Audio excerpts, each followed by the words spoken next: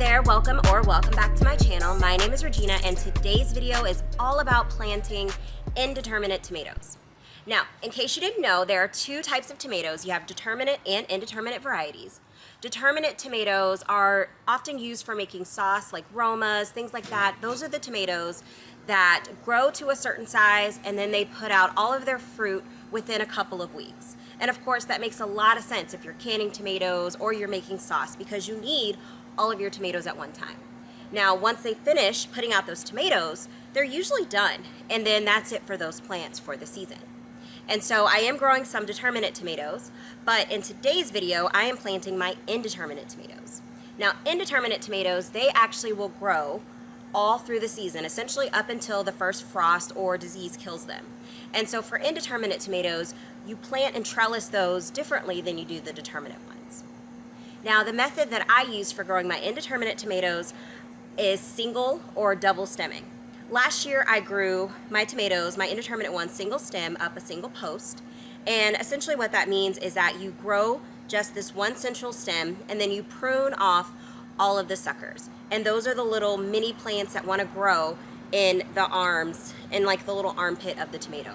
If I have some plants with the suckers on them, I'll zoom in and show you that, or I'll find an image of it because my plants are still kind of young. And the reason why you do that is because then you can grow a lot of different varieties of tomatoes all in a very small space, and it keeps your tomato plants just nice and pruned and they grow straight up. Last year my plants grew to 8, 9 or so feet until I ran out of space for them on my trellis. So this year I'm doing things a little bit different and I'm going to double stem them. So instead of just having one single leader stem, I'll actually grow with two stems. So I'll let one sucker grow from pretty low and let that grow up, and then I'll grow two stems on one pole. And so the reason why I'm doing that is because I live in North Texas. I'm in zone 8A just outside of Dallas, and we have a really long growing season. So my tomato plants did great last year, but by the time we got to about late July, they had, maybe even earlier than that, they had outgrown and I used an 8-foot pole for them, and they had outgrown it. And so then it was kind of like we had a lot of growing season, but I didn't really have space for those tomatoes. So I just kind of let it grow and get wild because I wanted to continue to get fruit, but I knew going into this year I wanted to do it a little bit differently. So with our long growing season, I'm gonna double stem them. That way I have two stems climbing up that post, which means it'll take it longer to get all the way to the top because the plant will be supporting two stems rather than one, which means I can get more fruit without it getting quite so tall. So that's how I'm growing them. But the way that I'm using my posts and everything will be exactly the same. I'll just give my plants two stems to grow up. Now, for what I'm using to grow them. So this is one of my indeterminate tomatoes. This is a yellow pear, but I have a ton of different varieties, and I'll show you those as I'm getting them planted or at the end of the video. But what I use to grow them are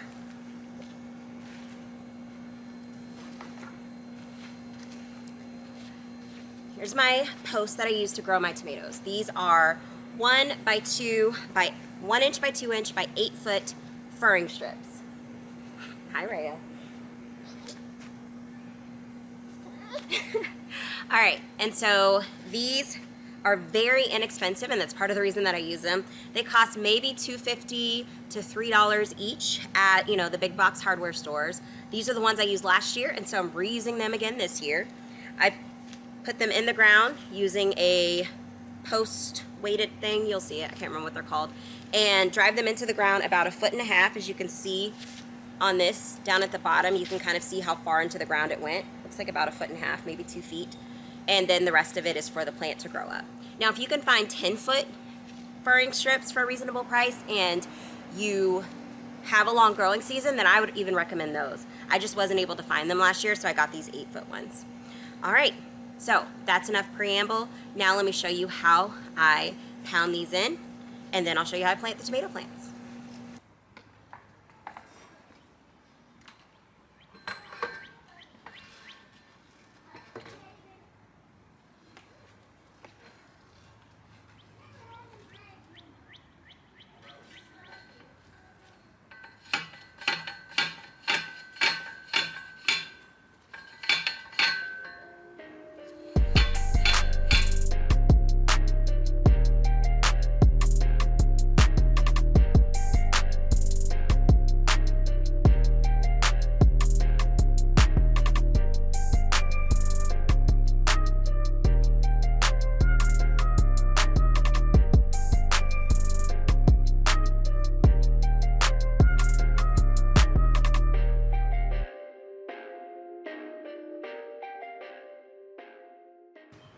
Okay, so all of my stakes are in the ground. Like I said, my furring strips. And then I ended up using 2 8-foot T-posts that I had lying around because I fell, fell over off the ladder a little bit and broke 2 of the stakes I had driven into the ground already. I know, right? But yeah, the hard part of this planting is done. Fortunately, my brother came over and asked me what I was doing, and I told him, and he came over and helped me. So he did actually most of this work, which I am very grateful for. But now it's time to get these plants planted. And so I'll be planting these tomato plants just right in front of each of the stakes. That's why you always want to put the stakes in first. One, because you kind of have to get in the bed to really drive them in. And that way it's just a lot easier to plant the tomato and not worry about tearing up its roots or anything like that. So I'm going to get them planted. And then I'll label them. I have some plastic knives here. I use plastic knives and spoons to label my plants most of the time. I have some labels, some plastic label thingies lying around here that I reuse from year to year, but when I have to buy something, that's what I buy because these are crazy cheap. And if you haven't noticed, the labels cost way more than that. So I like to save money, and these work just as well. So I'll be using these to label them so that I know which is which, because when they're small, they all look the same. And yeah, so that's next. Okay, so I'm about to plant these guys in the soil, and I just wanted to make sure. Okay, so I have my little shovel here. I'm gonna plant these. Remember, with tomato plants, if you haven't planted them before, then you wanna plant about 2/3 of the plant. So I'm gonna take off these, of course, these starter leaves, and maybe these 2 bottom ones as well, and then plant the plant right up to about here. And that's because these little hairs on the tomato, when you plant them, they actually will grow into roots, and that makes the plant even more stable in the ground. So that's how I'm gonna plant these. And then once I put the plant in the ground, I'll cover the roots with most of the soil, and then I'll add in about a 1/2 cup of this fertilizer. What I'm using right now is organic garden tone. I've used a bunch of different fertilizers. I mostly use organic out here in my raised beds just to make sure the ecosystem stays balanced. But from what I understand, there's not really anything wrong with synthetic ones, and that's what I use indoors, especially on my seedlings, because organic fertilizers are really smelly, and they're more expensive. This one is a 3-4-4. For tomatoes, you want something balanced. And I kind of just researched a bunch of them and looked to see which one gave me the best price for the amount versus the potency. And last year I used the Miracle Grow Organics for edibles, and it worked great. And the numbers, I think, are like double what these are as far as the NPK. But it was quite expensive. Like, it was like $15 for 2.5 pounds, whereas this is 27 pounds, and I paid $22 for it. So that's why I ended up with the garden tone, because there's an airplane, so you can probably hear it. But that's why I ended up with the garden tone, because I just researched different organic fertilizers online, ones that I could order versus ones that I could go buy, and this was the best price for the amount. I just kind of divided it out to see what I was getting for what amount of money, to see which was the most cost effective. Because my garden has gotten pretty big, and so fertilizer can be quite the expense. So I want to make sure that I am being smart about it. So that's why I have this particular brand, not for any specific loyalty, but I do end up using quite a few of their products. But yeah, so I'll be adding in about 1/2 cup with each plant, and that's pretty much all the fertilizer they will get for the first 4 to 6 weeks. And then about 6 weeks in, I'll fertilize them again, and so on. So I do about 4 to 6 weeks on fertilizer, and that does just fine. Usually more on the 6th weekend. So let's do this.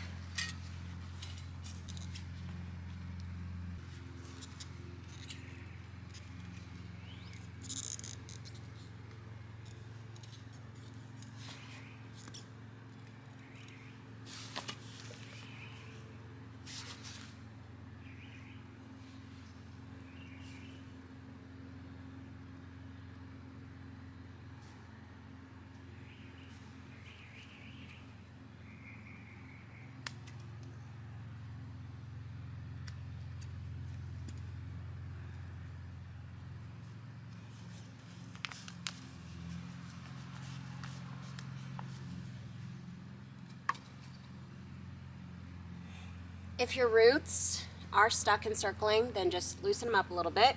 These were starting to get root bound. Also, these plants, they are 5 weeks old. This is how much growth I've gotten in 5 weeks, so doing great.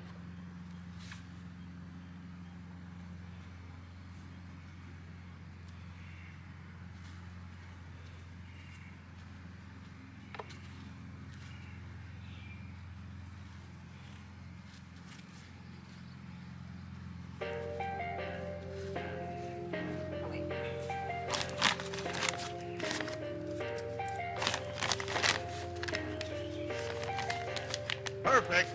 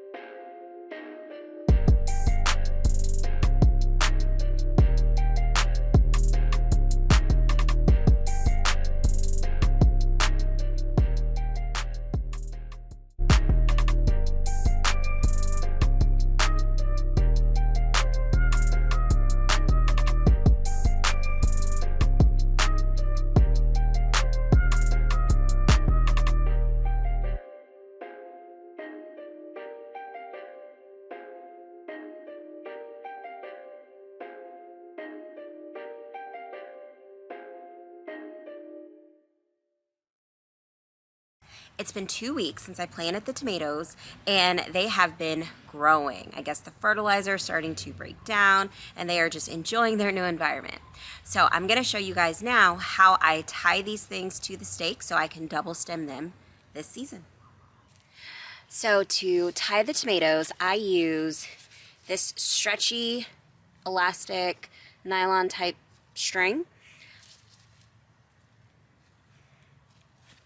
I like the stretchiness. I just purchased this on Amazon. It was inexpensive, but I like that it's stretchy because this tomato plant, the stem is going to get wider as the plant gets taller. This stem gets wider and wider and it gets thicker, so it might feel like it's big enough and that it's loose enough, but that stem is going to continuously grow. So I don't want something that's going to cut into my plant at all. So I just cut off a piece. And now I'm going to tie this plant to the stake. And I just double tie it right there. I don't need it to be really tight. Nice and loose is fine because as this plant grows, it'll tighten up a little bit. Okay, so there is my primary stem tied to the stake. Now I could have made this a little tighter, but it'll be okay. All right, so now I'm double stemming these. Remember, if you were single stemming, this would be perfect. You just need this one stem, and then what you do is you prune out all of these little suckers. These right here,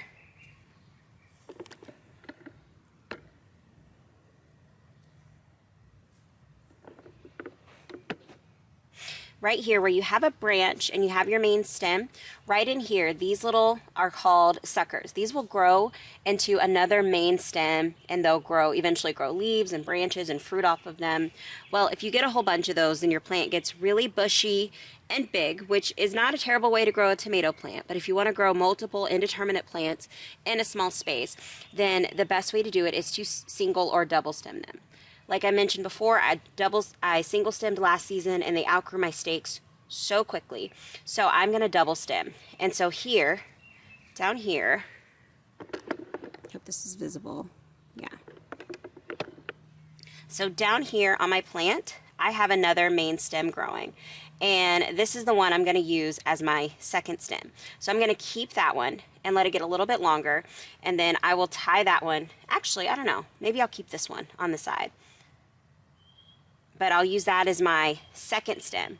And so I'll be tying this one to this post as well. And then all of the other main stems that come out, these suckers, I will prune those out. They grow kind of in the little armpit of the branch because otherwise your plant will get out of control. And so I'll go ahead and pick those out. You can use your hands while they're still small and just come out here each time you're in your garden and pick off all the suckers. And that's it. So now my plant is tied. It'll grow up this stake, and I'm going to let this guy grow a little bit, and then I'll tie him on too. And so I'll have two main stems growing up and producing fruit for me. And if you look in closely, I actually already have some flower buds. On this is my yellow pear tomato. I already have some flower buds forming. So this guy is ready to start fruiting for me. But that's it. That's how you tie it up.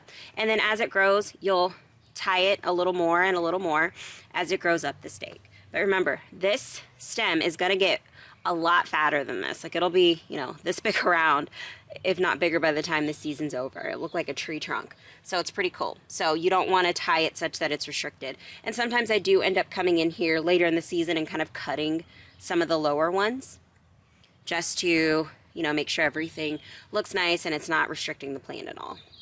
Also, any branches that you have, once your plant gets a little bit bigger, you want to make sure, of course, it has enough leaves to photosynthesize. But as it's getting bigger, if you have branches that are growing and touching the ground, you want to get rid of those. So I just trim these off with pruners or scissors, because that's where plants pick up disease from touching the ground. So you want to prune anything that is on or near the ground. And you can do it kind of little by little as the plant grows. Now it's all cleaned up. I have my second stem right here. Like I said, I might change my mind and use one that's a little higher, maybe growing to the side a little bit. I don't know. But for right now, this will be my second main stem. Because remember, everywhere a branch grows, you're going to get a sucker. So you'll have some choices to make. But if you're single stemming, just keep this one and continue to prune all the suckers. If you're double stemming like me, if you have a long growing season and you want to be able to kind of slow down the growth of the height and get more fruit throughout the season, then you can double stem them. And that's it. My indeterminate tomatoes are ready to go. I'll just have to get the rest of these guys set. But look at that growth in just 2 weeks.